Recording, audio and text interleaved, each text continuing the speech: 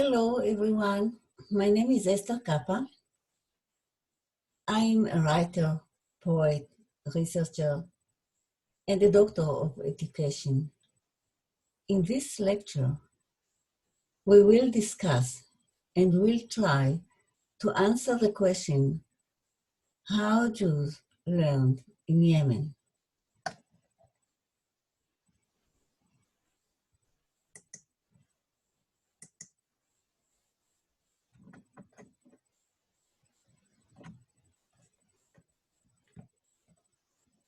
How Jews learned in Yemen. Please take a look of those pictures. Learning is a derivative of culture. Tracing the learning methods of the Yemenite Jews reveals to us a Jewish heritage of ancient learning, legacy from which was emerged a large pool of scholars and rabbis. Examples abound in the writings of Rabbi Yosef Kapa, as well as Yalkut Yemen. It is a well-educated, literate Jewish community that has been in exile for over 2,000 years from the First Temple period without being assimilated into Muslim society. Moreover, they zealously maintained the Torah teaching of the first generations and remained adherents to strict halakha. The concept of secular was foreign to them, a concept they encountered upon their arrival to the desirable Israel.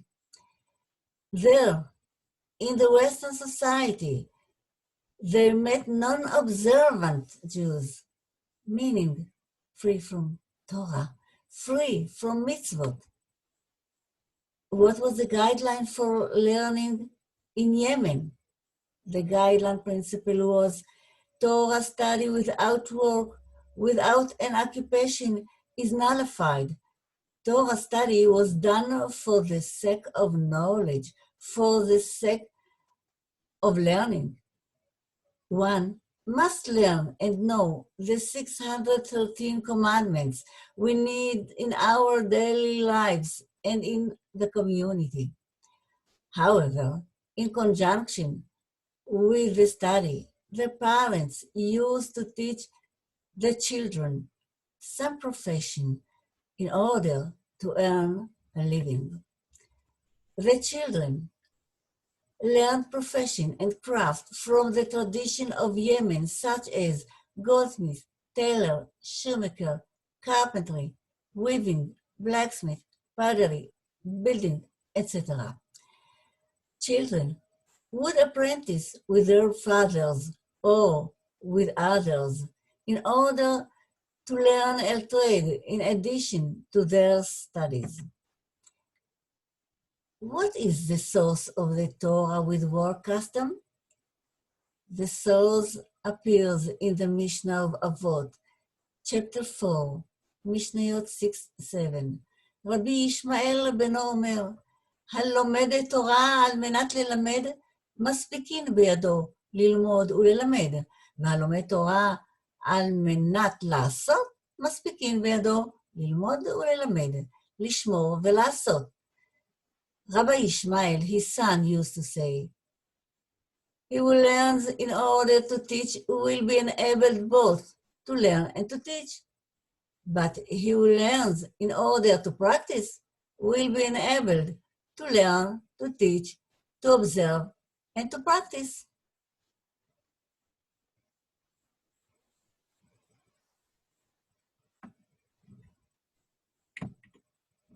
רבי צדוק אומר, אל תעשה מטרה להתגדל בהם, ולא קרדום לחפור בהם.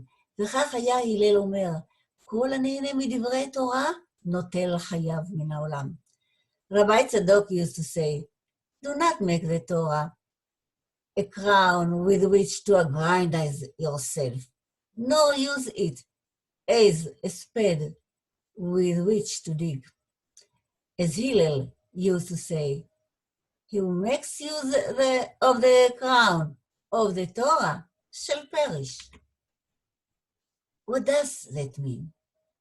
As said in this Mishnah, Mori taught Torah without pay. He did not receive a salary for teaching children. God had given the Torah to the Jews as a gift. So there is no business of Torah teaching. Nevertheless, the mothers used to send presents with the children for the Mori. The gifts usually included bread, pastries, various kinds of foods, and sometimes a little money. So how did the Mori make a living? The Mori learned a profession to make a living. Although he was respected for his knowledge and commitment, every Yemenite Jew had an occupation and profession. Here are two examples. The first example is from the testimony of Rabbi Ester Kapa, who lived to the age of 27 in the capital of Yemen, Sana'a, before moving to Israel in 1943, and served as the community's rabbi. When I was about 11 years old, my grandfather, the renowned Rabbi Ester Kapa, sent me to study the jewelry making with Rabbi Yehuda Yemeni. I apprenticed with him for about 3 years during breaks.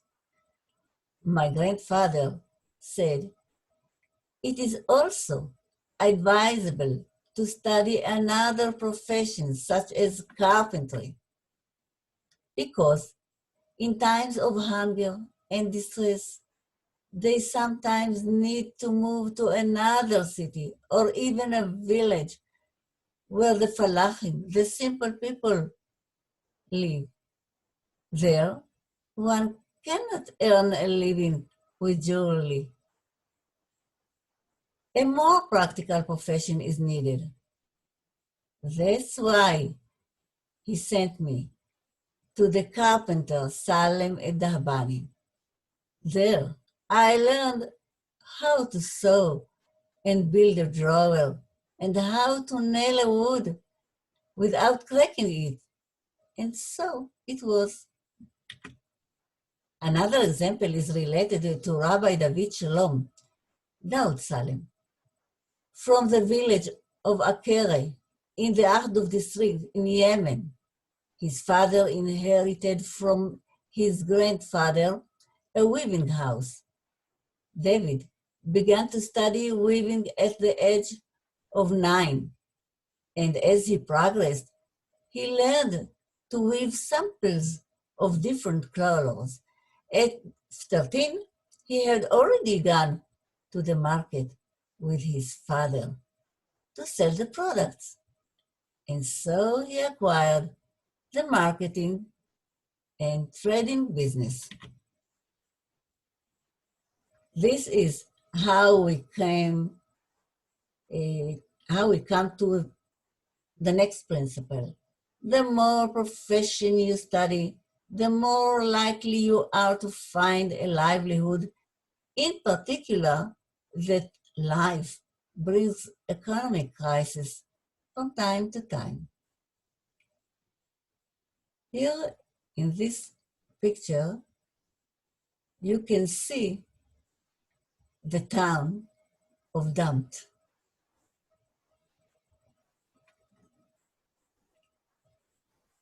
What was the purpose of studying a profession at an early age? The goal was to prepare the child for life in the adult world. At the age of 15 to 20, the boy was already married and had to make a living on his own and support a wife and children. And here are my recommendations for further reading. From Yemen to Israel, מתימן לישראל, תרבות, לשון, ספרות וחינוך.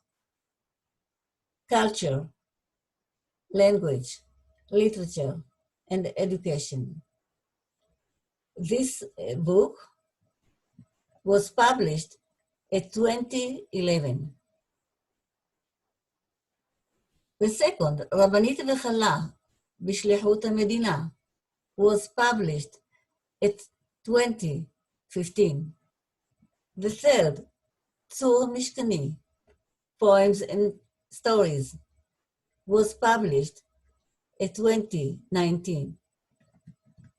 And זכוכית מגדלת, Magnifying Glass, Poems and Stories, was published 2020. And now, can you please listen to the song Lekach Torah on YouTube and indicate what is the dominant message of this song?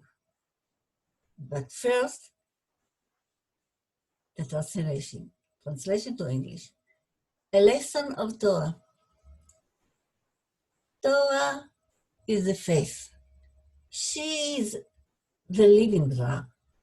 The faith in my God delegate to me intelligence. Draw art by words. Play notes between the lines. Tell a story. Make a dream and antidote. Dance a song with faith. Because I accepted well a lesson of Torah.